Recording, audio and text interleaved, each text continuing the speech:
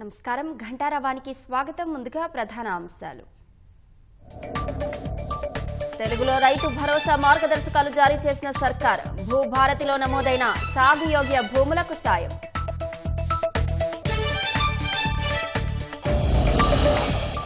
హైదరాబాద్లో భూగర్భ కేబుల్ వ్యవస్థ ఏర్పాటుపై అధ్యయనం. పాఠశాలలు కార్యాలయాలపై సౌర విద్యుత్ ఏర్పాటుకు సీఎం నిర్దేశం.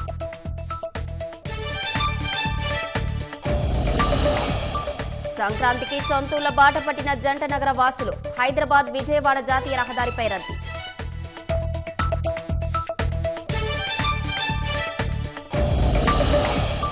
అమెరికా లాస్ ఏంజలెస్ లో ఆరని కార్చిచ్చు. $150 బిలియన్ ఆస్తి నష్టం జరిగినట్లు అంచనా.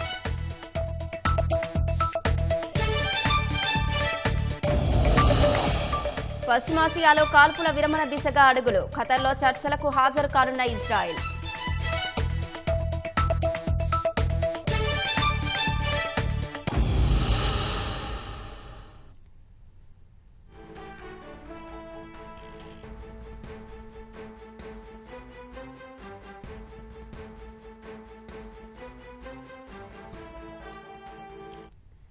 రైతు భరోసా మార్గదర్శకాలను సర్కార్ విడుదల చేసింది. ఈ మేరకు పంటలకు పెట్టుబడి పంపిణీలో ఏమైనా మార్పులకు శ్రీకారం చుట్టిందా అనే విషయాలను మా ప్రతినిధి రఘువర్ధన్ అడిగి తెలుసుకుందాం.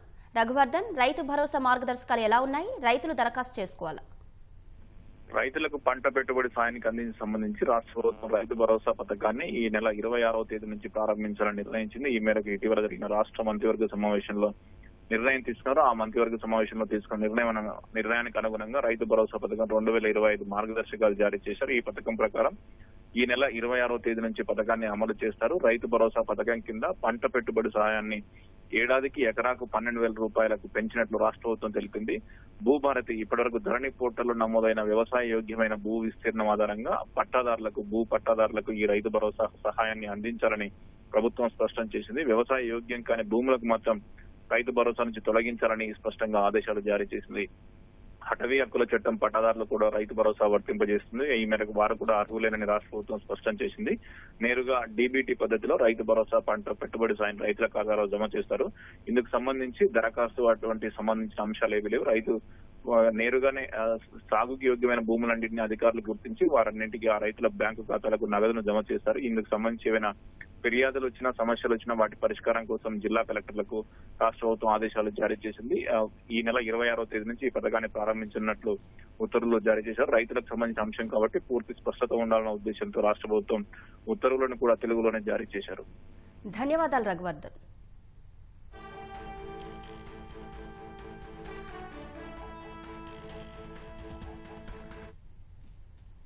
హైదరాబాద్లో భూగర్భ కేబుళ్ల వ్యవస్థ ఏర్పాటుపై అధ్యయనం చేయాలని ముఖ్యమంత్రి రేవంత్ రెడ్డి అధికారులను ఆదేశించారు. విద్యుత్తో పాటు అన్ని రకాల కేబుళ్లు అండర్ గ్రౌండ్లో ఉండేలా ప్రణాళికలు సిద్ధం చేయాలని సీఎం చెప్పారు. వచ్చే వేసవిలో రాష్ట్రంలో ఎక్కడా విద్యుత్ సరఫరాకు ఇబ్బందులు లేకుండా సన్నద్దం కావాలని ఆదేశించారు. ప్రభుత్వ కార్యాలయాలు, పాఠశాలలపై సౌర విద్యుత్ ఏర్పాటు చేయాలని దిశానిర్దేశం చేశారు. హైదరాబాద్లోని కమాండ్ కంట్రోల్ కార్యాలయంలో Telangana clean and green energy పాలసీని సీఎం రేవంత్ రెడ్డి ఆవిష్కరించారు. అనంతరం విద్యుత్ శాఖ అధికారులతో సమీక్ష నిర్వహించారు. గ్రేటర్ హైదరాబాద్లో భూగర్భ కేబుళ్ల వ్యవస్థ ఏర్పాటుకు అధ్యయనం చేయాలని అధికారులను ఆదేశించారు. ఔటర్ రింగ్ రోడ్డు వరకు పూర్తిగా అండర్ గ్రౌండ్ కేబుల్ విధానం ఉండాలని సూచించారు. దేశంలోనే అత్యుత్తమ అండర్ గ్రౌండ్ కేబుల్ విధానాన్ని హైదరాబాద్లో అమలు చేయాలన్నారు.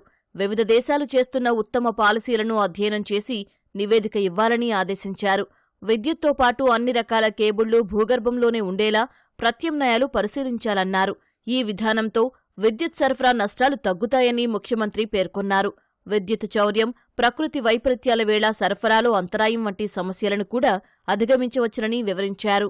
రాబోయే వేసవిలో విద్యుత్ సరఫరాకు ఇబ్బంది లేకుండా పక్కా ప్రణాళికలు సిద్ధం చేసుకోవాలని అధికారులను ముఖ్యమంత్రి ఆదేశించారు.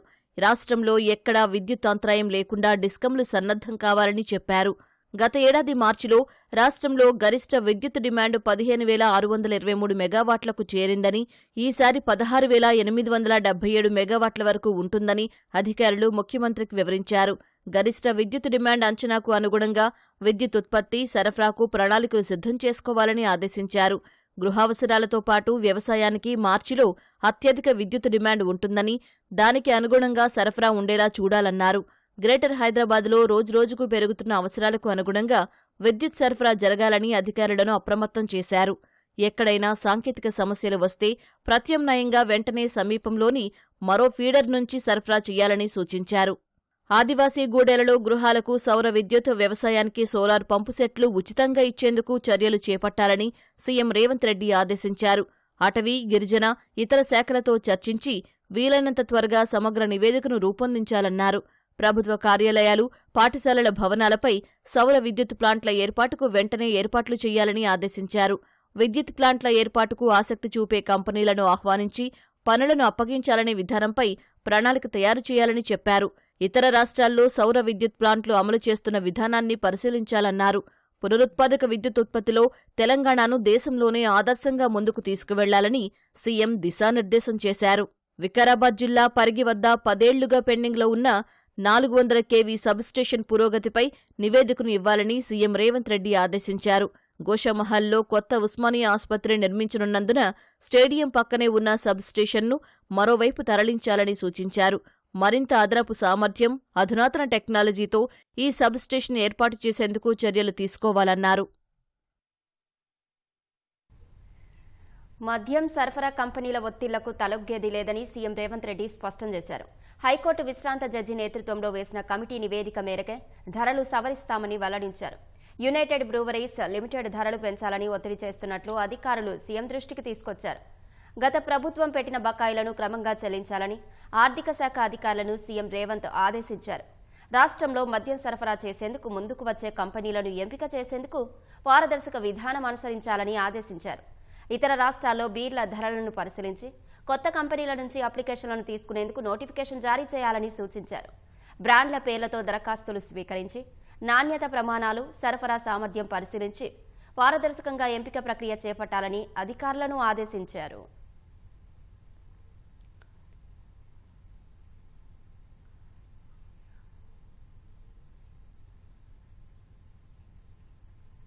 ఫార్మాసిటీ ఏర్పాటును వ్యతిరేకిస్తూ నిరసన తెలిపే హక్కు రైతులకు ఉందని రంగారెడ్డి జిల్లా యాచారం మండలం నానక్ నగర్లో రైతుల పాదయాత్రకు అనుమతి ఇవ్వాలని అధికారులను హైకోర్టు ఆదేశించింది. పాదయాత్రలో నేర చరిత్ర ఉన్నవారు పాల్గొనరాదని షరతులు విధించింది. శాంతి భద్రతల సమస్య ఎదురవుతుందనుకుంటే రైతులకు షరతులు విధించవచ్చని పోలీసులకు అనుమతించింది. గ్రీన్ ఫార్మాసిటీ ఏర్పాటును వ్యతిరేకిస్తూ జనవరి 2 నుంచి పాదయాత్ర, కరపత్రాల పంపిణీ ద్వారా తోటి రైతులకు అవగాహన కల్పించడానికి అనుమతి మంజూరు చేయాలంటూ పోలీసులకు ఫార్మాసిటీ వ్యతిరేక పోరాట సమితి రైతులు వినతి పత్రం సమర్పించారు. అన్ని అంశాలను పరిగణలోకి తీసుకుని అనుమతిని నిరాకరిస్తూ రాచకొండ డివిజన్ ఇబ్రహీంపట్నం ఏసీపీ ఉత్తర్వులు జారీ చేశారు.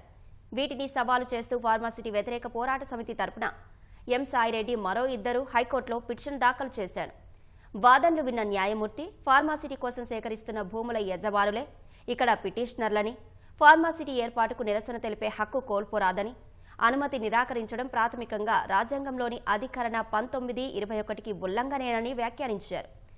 అనుమతి నిరాకరిస్తూ ఇబ్రహీంపట్నం ఏసీపీ ఈ నెల 2న జారీ చేసిన ప్రొసీడింగ్స్ అమలును నిలిపివేస్తూ మధ్యంతర ఉత్తర్వులు జారీ చేశారు. రైతుల పాదయాత్రకు అనుమతి మంజూరు చేయాలని పోలీసులను ఆదేశిస్తూ విచారణను ఈ నెల 31కి వాయిదా వేశారు.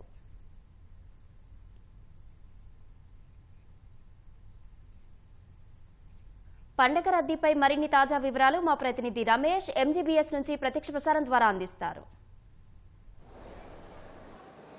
సంక్రాంతి పండుగ సందర్భంగా ప్రయాణికుల రద్దీ అయితే కొనసాగుతుంది. ఇటు రైల్వే స్టేషన్, బస్ స్టాండ్లలో కూడా అదేవిధంగా రద్దీ అయితే కొనసాగుతున్న పరిస్థితి అయితే ఉంది. అయితే ఈ నేపథ్యంలోనే ఇప్పటికే ఆర్టీసీ అధికారులు కానీ రైల్వే అధికారులు కూడా ప్రత్యేక ఏర్పాట్లు అయితే చేసి తర్వాత ప్రయాణికులను వారి గమ్యస్థానాన్ని చేర్చే విధంగా కూడా ప్రణాళికను సిద్ధం చేసిన సంగతి తెలిసింది. ఇప్పటివరకు నగరం నుంచి కూడా వివిధ ప్రాంతాలకు వెళ్లే ప్రయాణికులకు సంబంధించి కూడా ఇప్పటికే కొంతవరకు వారి గమ్యస్థలానికి చేర్చినప్పటికీ అయితే ఈ రోజు రాత్రి వరకు, అర్ధరాత్రి వరకు కూడా ఇదే విధంగా క్రౌడ్ ఉన్నట్లయితే అదనపు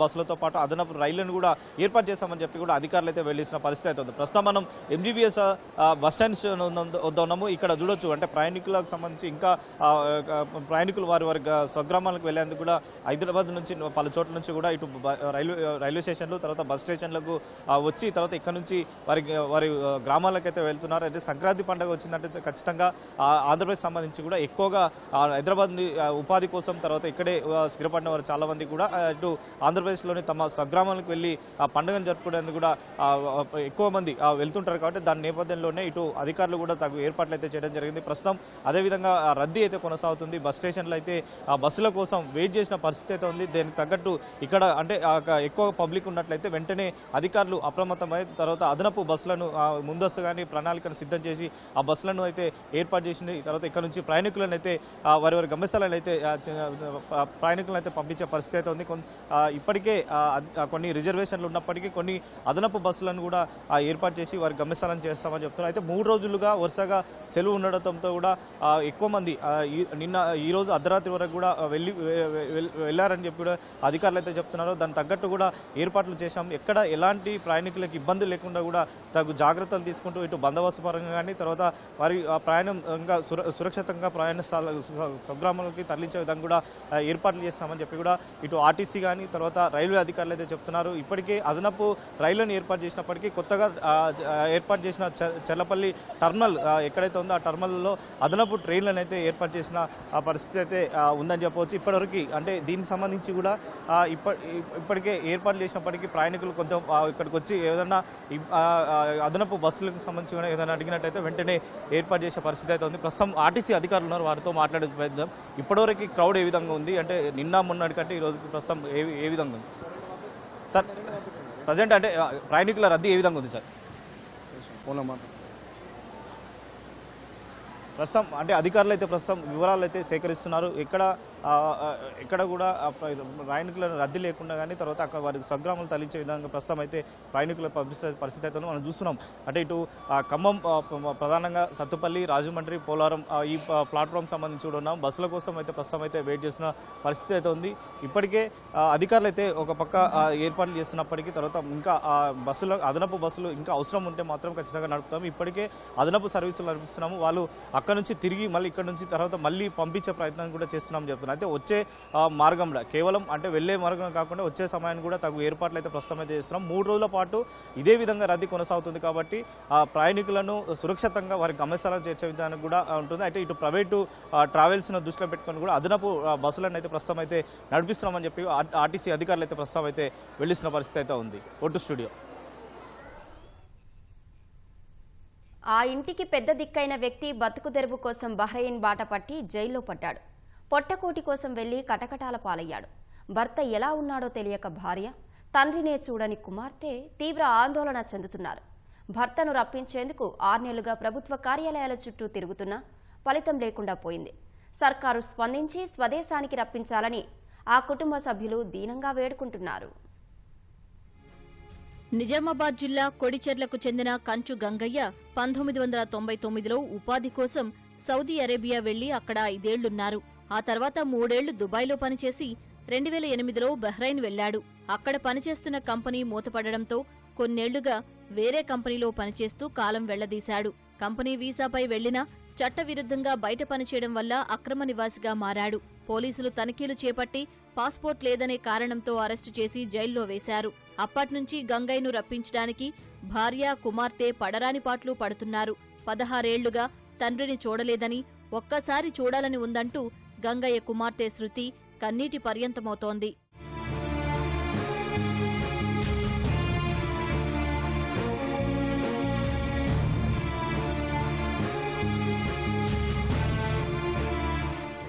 బహ్రెయిన్లో గంగయ్య జైలు పాలైన విషయం వలసదారుల సంక్షేమ సంఘం అధ్యక్షుడు మంద భీమ్రెడ్డి ద్వారా వెలుగులోకొచ్చింది. బాధితుడి ఫోటో, పూర్తి వివరాలు పంపిస్తే తాత్కాలిక తెలుపు పాస్పోర్ట్ జారీ చేస్తామని బహ్రెయిన్లోని ఇండియన్ ఎంబసీ తెలిపింది. హైదరాబాద్ పాస్పోర్టు కార్యాలయానికి మెయిల్ చేసినా అధికారుల నుంచి స్పందన కరువైందని గంగయ్య భార్య లక్ష్మి వాపోతోంది. వేరేను వేయండు, కంపెనీకి వేయండు కానీ మళ్ళీ కలువులేండు. ఆ పాస్పోర్ట్ ఆన్లైన్ పోయింది కంపెనీకి ఇప్పుడు లాకేసిండ్రు కానీ ఇప్పుడు వెళ్ళరాక జైల్లో పడ్డాడు. జైల్లో పడి 5 నెలల తర్వాత ఇంకా అత్తలేడని ప్రజాపాలనకైనాం. అప్లై చేస్తే అత్తడు అమ్మంట చెప్పిండు. అధికారులు సర్వ్ చేసుకుని దయచేసి నా భర్తను రప్పియ్యాల. పాస్పోర్టు కార్యాలయం స్పందన లేకపోవడంతో ఇటీవలే ప్రజాభవన్లో ఏర్పాటు చేసిన ప్రవాసీ ప్రజావాణిలో వినతిపత్రం అందించారు. కుమార్తె శృతికి గంగయ్య ఎలా ఉంటాడో కూడా తెలియదు. ఊహ తెలిసినప్పటి నుంచి ప్రత్యక్షంగా చూసిందీ లేదు. ఎలాగైనా తన తండ్రిని రప్పించాలని కన్నీటి పర్యంతమవుతోంది. 4 years ఉన్నప్పుడు మా నాన్న వెళ్ళిండు. నేను మా నాన్న ఒక్కసారి కూడా చూడలేదు. మొన్న హైదరాబాద్ వెళ్ళినాం ప్రజావానికి, వాళ్ళు కూడా చూసుకున్నారు, రప్పిస్తామని చెప్పిండ్రు. ఇంతవరకు ఏది లేదు. మా నాన్న రాలేడు, మా నాన్న ఇంతవరకు చూడలేదు. మా నాన్న బేరన్ పోయి 16 years అవుతుంది. పాస్పోర్ట్ లేదు, కంపెనీ ఫెయిల్ అయిపోయింది. అప్పుడు నేను చిన్న ఉన్నా, నాకేం తెలియదు. ఓన్లీ వీడియో కాల్స్లోనే మాట్లాడుతుంటే నేను మా నాన్నతోటి. వస్తా అమ్మ అంటుండే, రాకపోతుండే. మళ్ళీ జైల్లో పడ్డాడు. 5 months అవుతుంది ఇప్పటికి, ఏం లేదు. ప్రజావానికి కూడా వెళ్ళినాం. వెళ్తే వాళ్ళు దరఖాస్తు చేసిన లెటర్ని తీసుకున్నారు.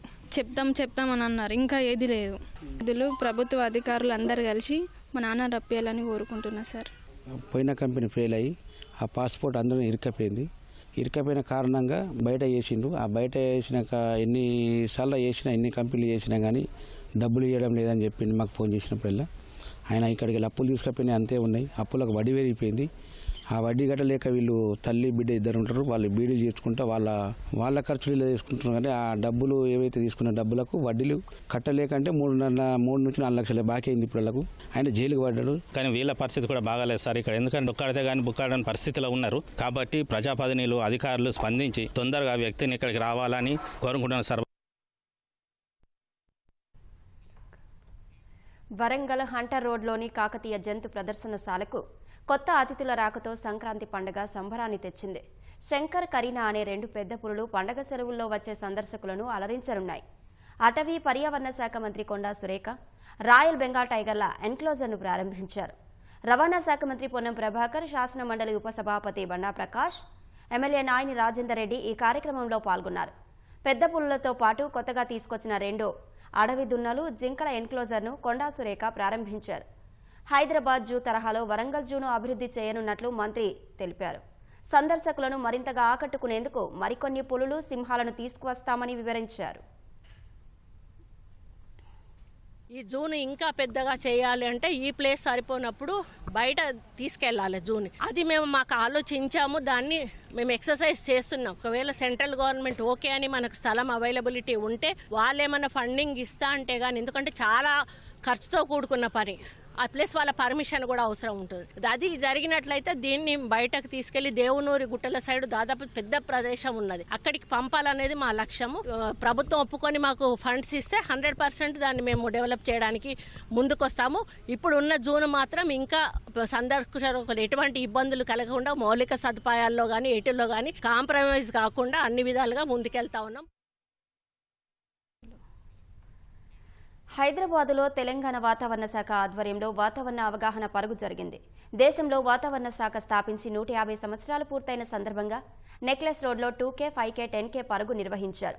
సంజీవయ్య పార్కు నుంచి జల విహార్కు వరకు కొనసాగిన పరుగును రాష్ట్ర వాతావరణ శాఖ డైరెక్టర్ నాగరత్న జెండా ఊపి ప్రారంభించారు. రన్లో పెద్ద ఎత్తున పాల్గొన్న ఉద్యోగులు ఉత్సాహంగా గడిపారు.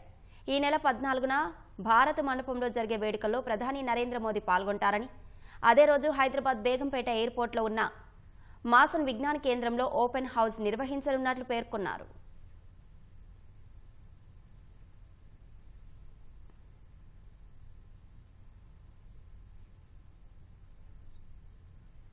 అమెరికా లాస్ ఏంజలీస్లో కార్ చిచ్చు రగులుతూనే ఉంది. మంటల్ని పూర్తి స్థాయిలో అదుపులోకి తెచ్చేందుకు అగ్నిమాపక సిబ్బంది తీవ్రంగా యత్నిస్తున్నారు. అమెరికా చరిత్రలో అత్యంత భారీ ఆస్తి నష్టాన్ని మిగిల్చిన ప్రకృతి వైపరీత్యాల్లో ఒకటిగా ఈ కార్ చిచ్చు నిలవనుందని నిపుణులు అంచనా వేస్తున్నారు. దావాగ్ని కారణంగా ఇప్పటికే 11 మంది ప్రాణాలు కోల్పోయారు. 1000 కోట్ల విలువైన ఇల్లు, 12,000 నిర్మాణాలు కాలిబూడిదయ్యాయి. హాలీవుడ్ సహా ఇతర ప్రముఖుల ఇల్లు, నిర్మాణాల విలువే 1000 కోట్లు ఉంటుందని అంచనా వేస్తున్నారు. కార్ చిచ్చు వల్ల సంభవించిన ఆస్తి నష్టం సుమారు $135 నుంచి $150 బిలియన్ వరకు ఉండొచ్చని ఆక్యువెదర్ సంస్థ అంచనా వేసింది. అమెరికా బీమా రంగం కూడా ఈ కార్ చిచ్చు దెబ్బకు కుదేలయ్యే పరిస్థితి నెలకొంది. జేపీ మోర్గాన్ మార్నింగ్ స్టార్ అంచనాల ప్రకారం $20 బిలియన్ వరకు బీమా సంస్థలకు నష్టం రావచ్చని పేర్కొంది. కాలిఫోర్నియాలోని అతిపెద్ద బీమా సంస్థ స్టేట్ ఫార్మ్ కొన్ని నెలల కిందటే పాలిసార్స్లోని కొన్ని ప్రాంతాల్లోని ఇళ్లకు కార్ చిచ్చు ముప్పు ఉందని గ్రహించి పాలసీలు ఇవ్వడం మానేసిందని తెలుస్తోంది.